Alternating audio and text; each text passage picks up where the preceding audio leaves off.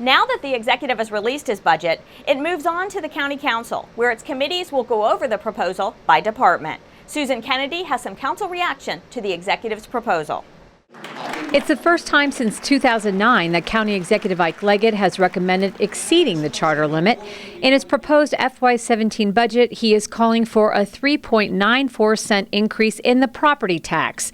The funds are needed to keep up with the growing needs of the school system and make up for lost revenue due to the recent decision with the Wynn case, which will cost the county $76 million this year and next. The question is for us, can our residents afford it? What is the bang for the buck here? We'll be looking at this really carefully. This bump in the property tax would increase the tax bill of the average resident by $325 per year.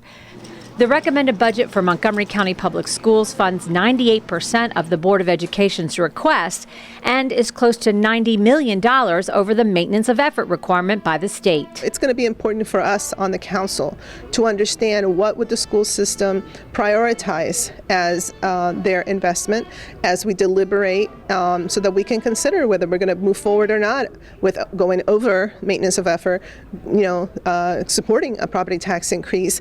I want to see how that money will be utilized in the classroom.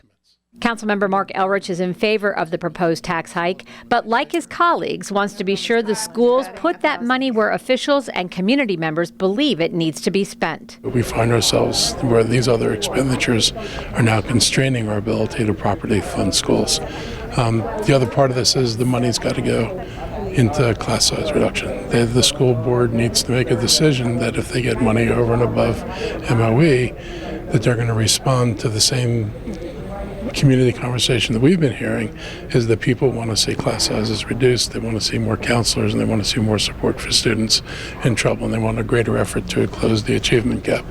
In Rockville, I'm Susan Kenedy for County Report This Week.